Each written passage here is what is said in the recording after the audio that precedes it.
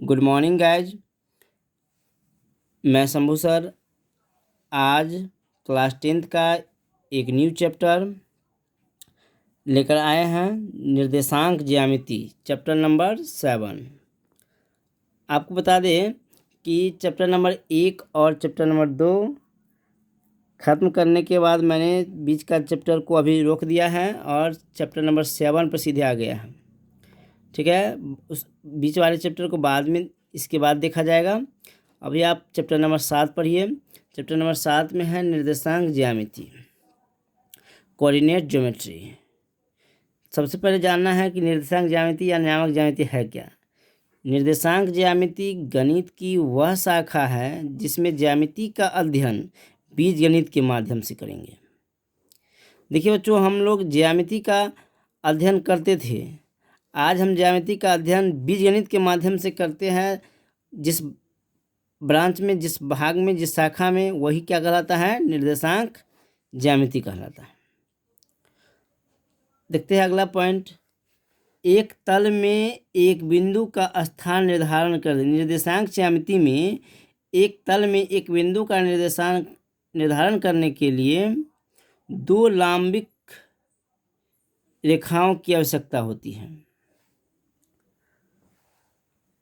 जिसमें एक क्षैतिज होती है और दूसरा ऊर्ध्वाधर रेखा होती है।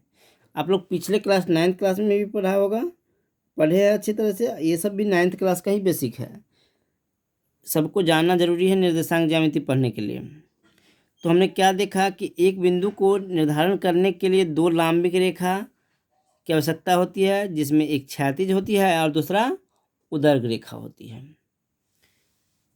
क्षैतिज रेखा को एक्स अक्ष कहा जाता है, ध्यान रखिए, और ऊर्ध्वाधर रेखा को क्या कहा जाता है, वाई अक्ष कहा जाता है। तो देखिए बच्चों, यहाँ मैंने डायग्राम के माध्यम से बताने का प्रयास किया।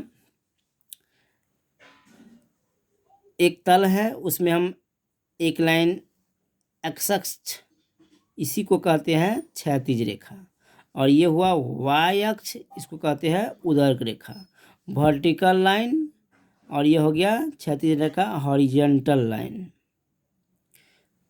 एक्स अक्ष तथा वाई अक्ष के प्रतिच्छेद बिंदु को मूल बिंदु कहते हैं।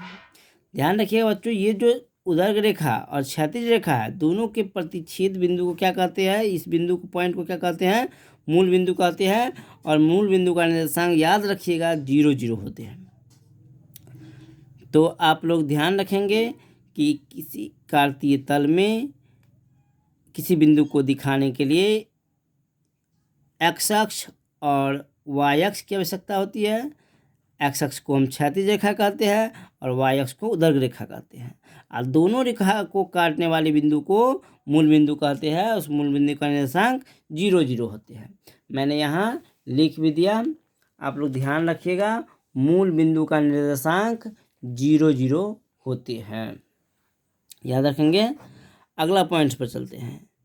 किसी बिंदु के एक्स नियामक को भुज अवशीषा तथा वाई नियामक को कोटि ऑर्डिनेट कहते हैं। यानी किसी तल में एक बिंदु को दिखाने के लिए एक्स नियामक को भुज कहते हैं और वाई नियामक को कोटि कहते हैं। अब बात रही भुज और कोटि क्या होता है, तो देखिए बच्चों, आगे बढ़ते हैं।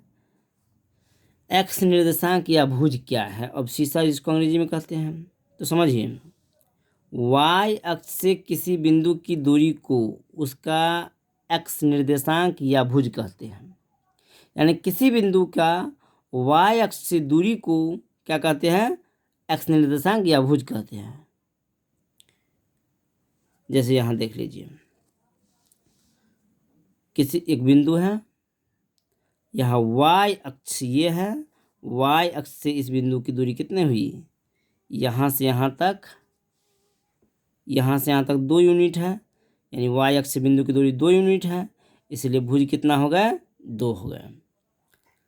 अब देखिए वाई निर्देशांक या कोटि, एक्स अक्ष से किसी बिंदु की दूरी को वाई निर्देशांक या कोटि कहते हैं। इसी बिंदु में देखिए, एक्स अक्ष से इस बिंदु का दूरी कितना है, यहाँ से यहाँ तक 4 यूनिट है, तो यहाँ से यहाँ तक भी 4 यूनिट होगा। यानी ये यहाँ से यहाँ तक एक्स अक्ष से किसी बिंदु की दूरी को क्या कहते हैं, कोटि कहते हैं। तो यहाँ पर एक्स अक्ष से किसी बिंदु की दूरी 4 यूनिट है, या इसलिए 4 क्या हो गया, कोटि हो गया। यानी किसी बिंदु में एक्स अक्ष से जो दूरी होता है बिंदु का, वो उसका कोटि हो जाता है, और वाई अक्ष से जो बिंदु होता है, दूरी होता है, वाई अक्ष बिंदु की जो दूरी होती है वो हो जाता है भुज हो जाता है। तो आप भुज और कोटि के बारे में याद रखेंगे, अच्छी सी बात। अब देखिए बच्चों, इस प्रकार एक बिंदु का भुज एक्स तथा दूसरा कोटि हो तो बिंदु क्या हो जाता है, एक्स और वाई हो जाता है। किसी बिंदु का भुज एक्स हो और कोटि वाई हो तो उसका निर्देशांक क्या होता है, एक्स वाई होता है। तो आप याद रखेंगे, बिंदु के निर्देशांक में 2 4 में 2 क्या है, भुज है, और कोटि क्या है, 4 है। अगला पॉइंट्स पर चलते हैं बच्चों। अगला पॉइंट है, देखिए चतुर्थांश क्वाड्रेंट किसे कहते हैं। निर्देशांक अक्ष तल को 4 भागों में बांट देते हैं। निर्देशांक अक्ष तल को कई भागों में बांट देते हैं, 4 भाग में। इसी 4 भाग को क्या कहते हैं, प्रत्येक भाग को चतुर्थांश कहते हैं। निर्देशांक अक्ष तल को 4 भागों में बांटते हैं, जिन्हें क्या कहते हैं, चतुर्थांश कहते हैं। अगला पॉइंट है कार्तीय तल, कार्टेशियन प्लेन या निर्देशांक तल, कोऑर्डिनेट प्लेन। वह तल जिसमें दोनों अक्ष और चारों चतुर्थांश सम्मिलित होते हैं। वह तल जिसमें दोनों अक्ष, एक्स अक्ष और वाई अक्ष और चारों चतुर्थांश सम्मिलित होते हैं, ये सारे कार्तीय तल या निर्देशांक तल कहलाते हैं। जैसे देखिए यहाँ पर हम आपको दिखा रहे हैं डायग्राम के माध्यम से।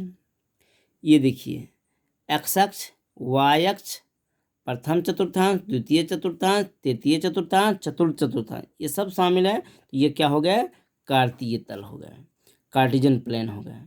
ठीक है बच्चों, और ये भी याद रखिएगा आप कि कार्तीय तल में प्रथम चतुर्थांश जो होते हैं, इसमें भुज और कोटि दोनों पॉजिटिव होते हैं। भुज भी प्लस और कोटि भी प्लस होते हैं। और दूसरा क्वाड्रेंट में, द्वितीय चतुर्थांश में भुज नेगेटिव होते हैं और कोटि पॉजिटिव होते हैं। और तृतीय चतुर्थांश में भुज और कोटि दोनों नेगेटिव होते हैं। और चतुर्थ चतुर्थांश में भुज पॉजिटिव होते हैं और कोटि नेगेटिव होते हैं। आप ये महत्वपूर्ण है, ये पॉइंट इसे निश्चित याद रखिएगा कि प्रथम चतुर्थांश में जो भी बिंदु होगा, इसमें उसका भुज और कोटि दोनों क्या होगा, प्लस में होगा। और दूसरे चतुर्थांश में पहले वाला माइनस, बाद वाला प्लस होगा। और यदि दोनों माइनस होगा तो तृतीय चतुर्थांश का होगा। और यदि पहले प्लस बाद में माइनस, यानी भुज प्लस और कोटि माइनस, तो ये चतुर्थ चतुर्थांश में होंगे, ध्यान रखेंगे। अगला पॉइंट्स पर चलते हैं। नोट, एक्स अक्ष पर एक बिंदु के निर्देशांक x0 के रूप में होते हैं। याद रखिएगा, एक्स अक्ष पर के बिंदु का निर्देशांक क्या होता है, x0 होता है। और y अक्ष के किसी बिंदु का निर्देशांक 0y होता है। एक्स अक्ष के बिंदु का निर्देशांक x0 और y अक्ष के बिंदु का निर्देशांक 0y। यानी देखिए, ये देखिए डायग्राम में, ये x अक्ष है, ये y अक्ष है।